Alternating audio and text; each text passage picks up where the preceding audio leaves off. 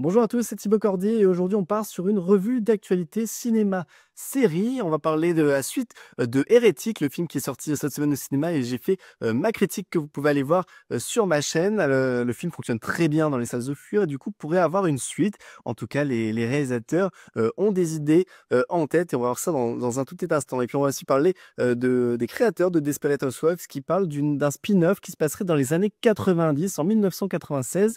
Et puis on terminera avec de l'intelligence artificielle puisque selon le média The Atlantic, eh bien, les chatbots s'inspirent, s'entraînent en tout cas en regardant des films et des séries et même des émissions de télévision américaines. On va voir ça dans cette vidéo. Mais avant de voir tout cela ensemble, eh bien, n'hésitez pas à aller vous abonner à ma chaîne, à liker, à partager la vidéo si ça vous plaît en tout cas. Et puis n'hésitez pas à commenter, à dire un peu vos impressions sur toutes les informations qu'on va voir ici. Allez, c'est parti, on commence par la première information qui concerne Hérétique. Hérétique qui pourrait avoir une suite, Hérétique 2.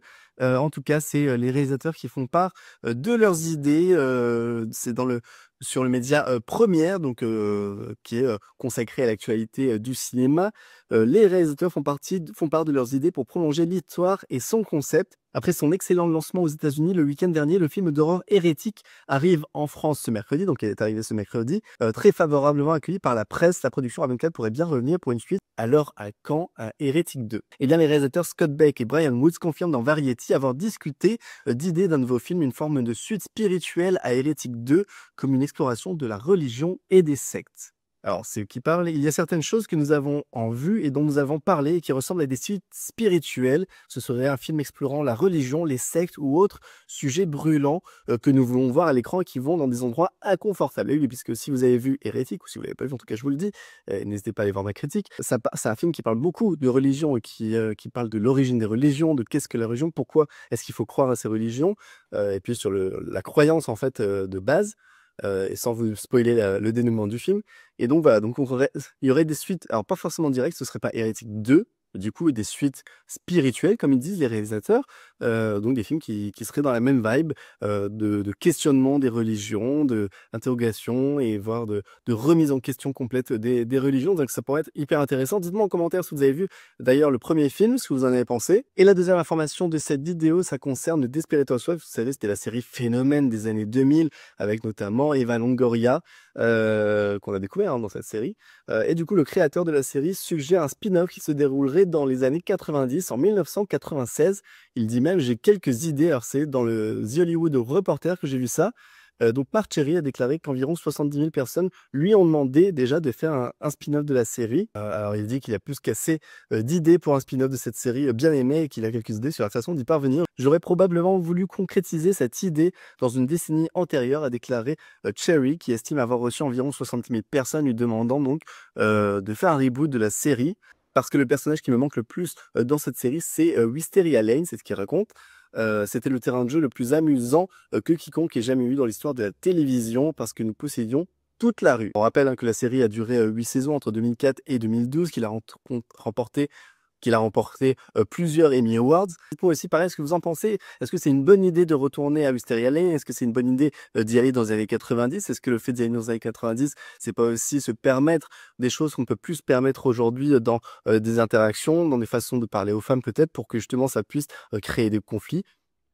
À vous de me dire. Après, ça pourrait être intéressant aussi peut-être de le faire aujourd'hui avec, vous savez, ce mouvement-là aux États-Unis, et puis qui, je crois, arrive un petit peu en France, mais surtout aux États-Unis, de trad wife, c'est-à-dire des wives, c'est-à-dire des femmes traditionnelles, en fait, un retour de la femme traditionnelle américaine, donc ces femmes qui s'occupent principalement de leur mari, de faire à manger, le ménage, tout ça, et qui se félicitent de ça, qui aiment ça, qui disent aimer ça en tout cas, et qui prônent ce retour un peu à ces anciennes valeurs. Ça pourrait être aussi intéressant, je pense, d'aller explorer ce côté-là. Enfin, en tout cas, dites-moi encore en commentaire ce que vous en pensez. Et puis, on va terminer cette vidéo avec une news qui peut faire un peu flipper ou pas pour ceux qui adorent l'intelligence artificielle. C'est le fait, en tout cas, que les bots, les chatbots des différentes applications d'intelligence artificielle, que ce soit Apple, Meta, ou ChatGPT, en tout cas, se serait inspiré, s'inspire en fait de séries, films, pour écrire ensuite des dialogues et pour pouvoir retranscrire, inventer de nouveaux films et séries. C'est dans le média The Atlantic que j'ai vu ça.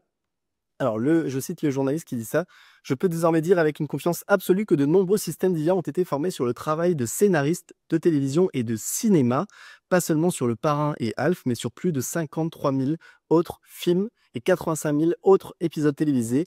Les dialogues de tous ces films sont inclus dans un ensemble de données d'entraînement de l'IA qui a été utilisé par Apple, Anthropic, Meta, Nvidia, Salesforce, Bloomberg et d'autres entreprises. J'ai récemment téléchargé cet ensemble de données auxquelles j'ai vu des références dans des articles sur le développement de divers grands modèles de langage. Il comprend des textes de tous les films nominés pour le prix du meilleur film de 1950 à 2016, au moins 616 épisodes des Simpsons, 170 épisodes de Seinfeld, 45 épisodes de Twin Peaks et de tous les épisodes de The Wire, Les Sopranos et Breaking Bad.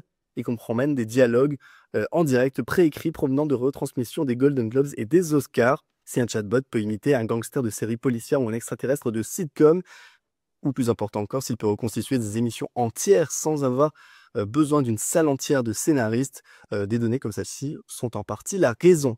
Alors dites-moi vraiment ce que vous en pensez. Est-ce que ça vous fait flipper? Est-ce que ça vous attriste de voir que voilà, on va potentiellement se diriger vers des scénarios, des scénarii inventés, créés par des intelligences artificielles, mais surtout qui reprendraient plein d'autres films et séries qu'on a déjà vus depuis des années. Voilà, dites-moi dans les commentaires ce que ça vous inspire. Est-ce que ça vous choque ou pas? Pas du tout. Peut-être que en fait ça vous surprend même plus. Voilà pour cette vidéo d'actualité. Vous dites-moi en commentaire tout ce que vous avez pensé de tout ça, de vos réactions. N'hésitez pas en échange de me dire si c'est bien, pas bien. Si vous aimez ce format, dites-le moi aussi, comme ça on pourra le refaire, l'améliorer tous ensemble. L'idée c'est que cette chaîne elle grandisse aussi avec vous. Voilà, donc n'hésitez pas à la partager, à en parler autour de vous. Si ça vous plaît, à partager un peu sur les réseaux sociaux, ça me donnera un peu de force pour continuer tout ça. Voilà, merci à tous d'avoir suivi cette vidéo. On se retrouve très vite pour d'autres vidéos actualités, critiques, ciné, séries. Moi je vous dis ciao ciao.